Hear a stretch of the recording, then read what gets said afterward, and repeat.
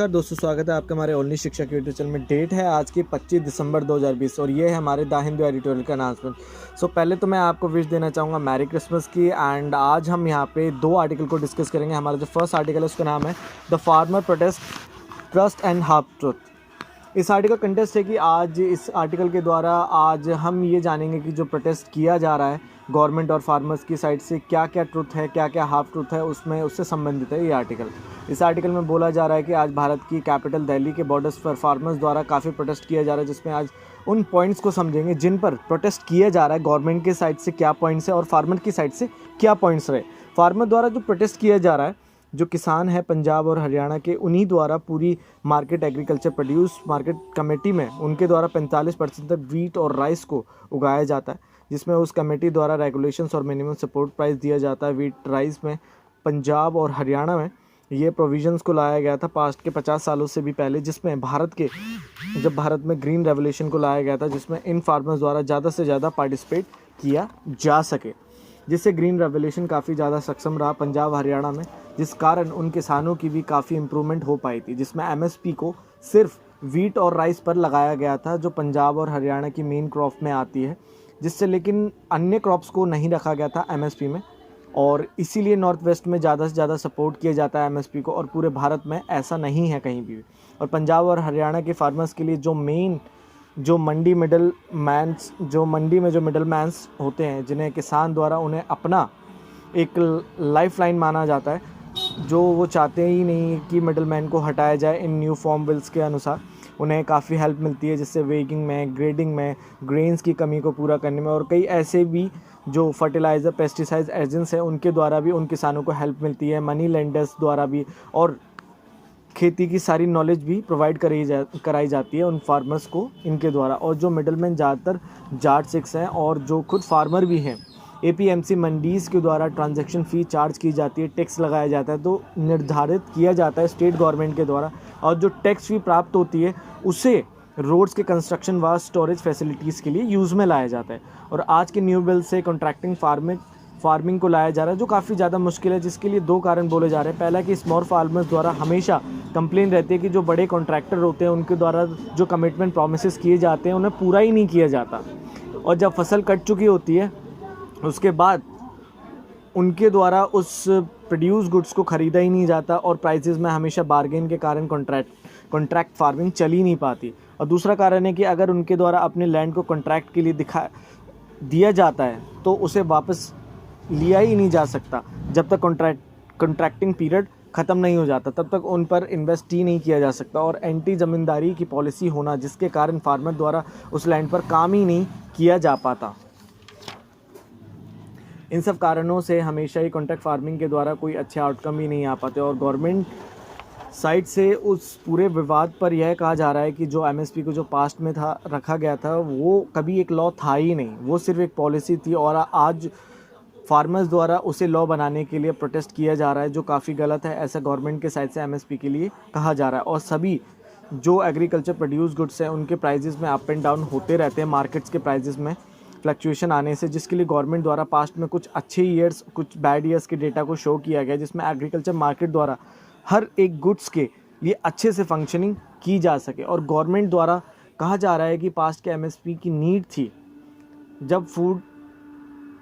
Food की shortage होया करती थी, लेकिन आज फूड की शॉर्टेज ना होना, जिसके लिए आज एमएसपी की नीड ही नहीं है। और जो कॉन्ट्रैक्ट फार्मिंग के लिए गवर्नमेंट द्वारा बोला जा रहा है कि इस फार्मिंग के मेथड्स के द्वारा काफ़ी ज़्यादा हेल्प होगी उन स्मॉल फार्मर्स को, जिनके खुद से छोटे छोटे प्लॉट्स हैं। इस फार्मिंग के मेथड से उनके पास अन्य भी प्लॉट्स होंगे फार्मिंग करने के लिए, और आज गवर्नमेंट द्वारा फार्मर्स को काफ़ी ज़्यादा सब्सिडीज़ प्राप्त होती हैं, जिसमें स्टेट के जीडीपी का 2.5% तक सब्सिडी दी जाती है उन फार्मर्स को, जो काफ़ी सब्सिडीज़ हाई हैं भारत के किसानों की अगर कंपेयर करें दूसरी कंट्रीज़ के, जैसे USA, European union, Latin America,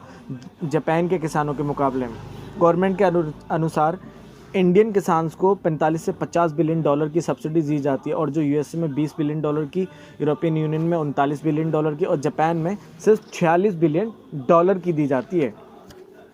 आगे कहा जाता है कि अब जो प्रोटेस्टर है उनके हाफ ट्रुथ के बारे में, कि उनके द्वारा डिमांड है कि एमएसपी को एक लॉ बनाया जाए, जो कि एक पॉलिसी थी। आज उनके द्वारा न्यू फॉर्म बिल्स को वापस लेने के लिए नहीं, वर्ल्ड की न्यू बिल्स को लाने की बात बोली जा रही है, जिसमें एमएसपी एक लॉ निर्धारित हो।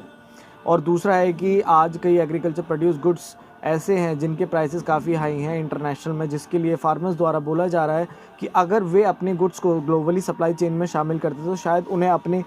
एक्चुअल प्राइस ही ना मिल पाए उनके गुड्स के। लेकिन ऐसा तो है ही नहीं, क्योंकि आज ऑनियन और शुगर के प्राइस काफ़ी ज़्यादा हैं इंटरनेशनल में डोमेस्टिक प्राइजेस से। लेकिन अगर गवर्नमेंट की साइड से देखें तो गवर्नमेंट के द्वारा भी काफ़ी चीज़ें ऐसी हैं जो कम ट्रस्टेबल रही, जैसे कि कॉन्ट्रैक्ट फार्मिंग के द्वारा एक फार्मर जिसके पास अगर कोई फार्मिंग लैंड नहीं है तो वो फार्मिंग कर पाएगा, लेकिन ऐसा हो ही नहीं पाएगा क्योंकि एक फार्मर द्वारा काफ़ी ज़्यादा से ज़्यादा प्रॉब्लम को फेस करना पड़ता है, जैसे कि अपने प्रोड्यूस गुड्स को सेल की और अपने लैंड को वापस प्राप्त करने की समस्या। और एक बिग फार्मर्स के द्वारा ज़्यादातर मंडीज़ में अप्रोच रहती है कि ना कि स्मॉल मार्जिनल फार्मर्स के द्वारा, क्योंकि एग्रीकल्चर प्रोड्यूस मार्केट कमेटी की मंडीज़ में स्मॉल मार्जिनल फार्मर्स के द्वारा अपने गुड्स को सेल ही नहीं किया जा पाता। इन मार्केट्स में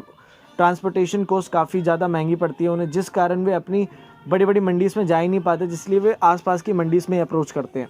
भारत के किसानों को $50 बिलियन की सब्सिडी दी जाती है अन्य कंट्रीज़ के मुकाबले में, लेकिन यूएसए में सिर्फ 2% ही किसान पॉवर्टी लाइन में आते हैं, लेकिन भारत में 85% तक किसान स्मॉल मार्जिनल फार्मर हैं। और जबकि भारत के किसानों को हेल्थ, एजुकेशन, एम्प्लॉयमेंट ऐसी स्कीम्स ना मिल पाने के कारण, इन सर्विसेज का ना होने से किसान आगे नहीं बढ़ पाता। आज एमएसपी सिर्फ वीट और राइस पर ही नहीं लगाया जाता, बल्कि अन्य 22 क्रॉप्स पर भी है, लेकिन ज़्यादा मेन लीडिंग दी जाती है वीट और राइस पर, क्योंकि भारत के नॉर्थ वेस्ट में ज़्यादातर इस वीट राइस की स्टोरेज है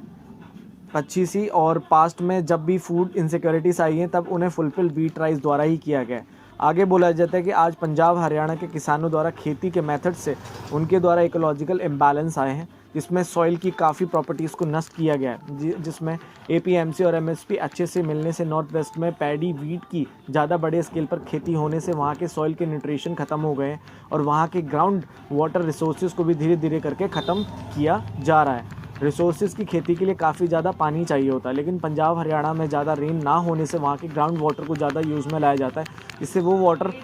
ख़त्म होता ही जा रहा है। शायद किसानों द्वारा फार्मिंग मेथड चेंज होंगे, इकोलॉजी को दोबारा रिस्टोर किया जा सकेगा, जो इकॉनमी को भी रिस्टोर किया जा सकेगा अगर इन न्यू फॉर्म बिल्स को लाया जाता है तो। और ऐसा ही नहीं कि यह इकोलॉजिकल इम्बैलेंस अभी होना स्टार्ट हुआ है, यह पास से ही होता जा रहा है, जिसमें 1986 की रिपोर्ट में भी जाना गया था, लेकिन जिस पर कोई गवर्नमेंट द्वारा ध्यान ना देना, जिस पर आज भी किसी गवर्नमेंट द्वारा कोई इंटरेस्ट ही नहीं है इस प्रॉब्लम पर। आगे बोला जाता है कि आज जो सब्सिडीज़ दी जा रही है गवर्नमेंट द्वारा वो इतनी कैपेबल ही नहीं है जो ग्रोथ दे सके। जैसे कि आज हर एक पर्सन को बेनिफिट प्राप्त होते हैं सब्सिडीज़ से, जैसे एक किसान द्वारा बेनिफिट मिलते हैं सस्ती इलेक्ट्रिसिटी, फर्टिलाइज़र्स के द्वारा। सेंट्रल गवर्नमेंट एम्प्लॉयज़ को भी बेनिफिट दिए जाते हैं, सेंट्रल गवर्नमेंट हेल्थ स्कीम्स के द्वारा मिनिस्टर्स को बेनिफिट होते हैं, कॉर्पोरेट्स को बेनिफिट्स होते हैं रेवेन्यू से जो गवर्नमेंट से मिलते हैं, एक बिज़नेस को जब एक हेल्प दी जाती है, और एक मिलिट्री को बेनिफिट्स प्राप्त होते हैं राशंस के द्वारा, और पुअर चिल्ड्रन को बेनिफिट मिलते हैं गवर्नमेंट स्कूल्स के द्वारा, यूनिवर्सिटीज़ को बेनिफिट मिलते हैं स्टेट और सेंट्रल गवर्नमेंट के अंडर आने वाली यूनिवर्सिटीज़ के आधार पर, और एक पर्सन को भी बेनिफिट दिए जाते हैं जिसमें 8% तक एक प्रिजन को जो बेनिफिट दिए जाते हैं, जिसमें 8% तक प्रिजनर्स को अंडर रखा जाता है प्राइवेटली रन प्रिजन्स में, जो ये सारे के सारे बेनिफिट दिए जाते हैं इतने सारे यूएसए में, ना कि इंडिया में। और जब ये सब बेनिफिट्स को हटाया जाता है तो प्रोटेस्ट होता है। अगर सेंट्रल गवर्नमेंट हेल्थ स्कीम को रिमूव किया जाता है तो ब्यूरोक्रेट्स द्वारा प्रोटेस्ट होगा, जिसमें हर एक पर्सन द्वारा प्रोटेस्ट होता है अगर बेनिफिट्स को सीज़ किया जाता है तो यूएसए में। लेकिन आज फुल ट्रांसपेरेंसी ना होने के कारण इंडिया के फार्मर और गवर्नमेंट के बीच में इस इशू को सॉल्व ही नहीं किया जा सकता। हमारा जो सेकेंड आर्टिकल है उसका नाम है प्रोवोकेशन ट्रैप। इस आर्टिकल में आज ईरान और यूएसए के बारे से संबंधित है ये आर्टिकल। इस आर्टिकल में बोला जा रहा है कि अभी रॉकेट अटैक हुआ यूएसए की एम्बेसीज़ पर बगदाद में, जिसमें वो अटैक काफ़ी ज़्यादा बड़ा था, जो वहाँ की हाईली स्ट्रॉन्ग ग्रीन जोन्स में हुआ है ये अटैक यूएसए पर, जिसके कारण आज यूएसए और ईरान के रिलेशन काफ़ी ज़्यादा बिगड़ गए हैं। इसमें आज डोनाल्ड ट्रंप द्वारा जिसका जिम्मेदार ईरान को बनाया जा रहा है, क्योंकि ईरान द्वारा रॉकेट्स की सप्लाई दी जाती है और जो रॉकेट को लॉन्च किया गया है उसे यूएसए की रडार गाइडेड डिफेंस सिस्टम द्वारा रिकॉर्ड भी किया गया था, जिसमें आज ट्रंप एडमिनिस्ट्रेशन के द्वारा हाई स्ट्रिक्ट सैंक्शन स्टेप्स लिए जा रहे हैं ईरान के अगेंस्ट में। आज इस अटैक के कारण ईरान और यूएसए के रिलेशंस और ज़्यादा ख़राब होंगे, जो पहले से ही कुछ ठीक नहीं थे। यूएसए द्वारा ईरान न्यूक्लियर डील से बाहर आना 2018 में और सैंक्शन लगाना ईरान पर, जिससे पहले से ही काफ़ी ज़्यादा विवाद है दोनों कंट्रीज़ में। पास में ट्रंप द्वारा ईरान पर मिसाइल अटैक्स की बात कही, लेकिन इलेक्शन हारने के कारण वो पॉसिबल ही नहीं हो पाया। अभी जनवरी 2021 में उनके द्वारा प्रेसिडेंट पद से बाहर आ जाएंगे डोनाल्ड ट्रंप। इसके बाद जो बाइडन के द्वारा इस पद को संभाला जाएगा प्रेसिडेंट का, जिससे शायद न्यूक्लियर डील को स्टार्ट किया जा सकता है ईरान के साथ दोनों साइड से डिप्लोमेटिक प्रोसेस के द्वारा। लेकिन अगर ऐसे विवाद होंगे तो शायद दोनों कंट्रीज़ में कभी भी कोई इशू को रिजॉल्व ही नहीं किया जा पाएगा। आगे बोला जाता है कि पास्ट में यूएसए द्वारा ईरानियन जनरल सुलेमानी को किल करना, जिसमें ड्रोन स्ट्राइक की गई थी इराक कैपिटल में, जहां पर अमेरिकन ने अपने कैंप्स बनाए थे रिटेलिएट करने के लिए। लेकिन ईरान द्वारा मिसाइल अटैक किए गए यूएसए मिलिट्री कैंप्स पर इराक में, जिसमें बहुत सारे सोल्जर्स मारे गए थे। जिसके बाद से ही जो ईरान को सपोर्ट करते हैं शिया मिलिटेंट्स इराक में, उनके द्वारा मिसाइल अटैक्स किए गए ग्रीन जोन में, जिसमें यूएसए की एम्बेसी भी थी, और उन सप्लाई लाइंस पर भी टारगेटेड किया गया जो यूएसए से शामिल है। यूएसए पहले ही अपनी ही एम्बेसी स्टाफ्स पर रोकथाम कर चुका था, पहले से ही अपने डिप्लोमेट्स को बसरा से बाहर निकाल चुका था और ट्रुप्स को भी कम कर चुका था ईरान में। लेकिन आज यूएसए ईरान के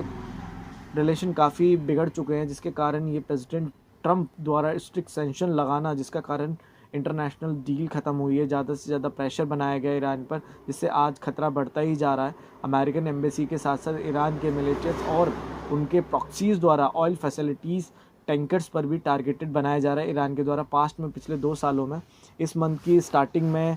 उन टैंकर्स को टारगेटेड किया गया जो जेदा सऊदी अरेबिया के थे, जिस पर अटैक किया गया ईरान के हौदी रिबल्स के द्वारा, जिन्हें समर्थन दिया जाता है ईरान के द्वारा यमन में। आज ईरान काफ़ी ज़्यादा प्रेशर में है यूएसए के काउंटर अटैक्स के कारण और उसके रूल्स के कारण, क्योंकि पिछले ही महीने में ईरान के टॉप साइंटिस्ट फ़खरीज़ादन को किल किया गया था इजरायली एजेंट्स के द्वारा ईरान में। लेकिन आज ईरान को अपने प्रॉक्सीज़ के द्वारा कोई भी अटैक ना करे, इससे आगे होने वाली डिप्लोमेटिक पीसफुल डील्स ख़त्म हो सकती हैं, जो शायद स्टार्ट की जाएंगी जो बाइडन के आने से। इराक के मिलिटेंट्स के द्वारा कोई भी अटैक्स ना हो, जिस कारण आगे बनने वाले बाइडन एडमिनिस्ट्रेशन के द्वारा डिप्लोमेटिक रिलेशंस को ठीक किया जा सकता है, और ऐसा करने से ईरान के साथ साथ वेस्टर्न एशिया में भी पीस बनाया जा सकेगा। तो गाइस, ये था आज का हमारा the Hindu editorial announcement, and I wish कि आपको समझ आया होगा। And thank you very much. अगर आपको वीडियो अच्छी लगी तो प्लीज़ वीडियो को जल्दी से लाइक, शेयर एंड सब्सक्राइब जरूर करें। Thank you very much.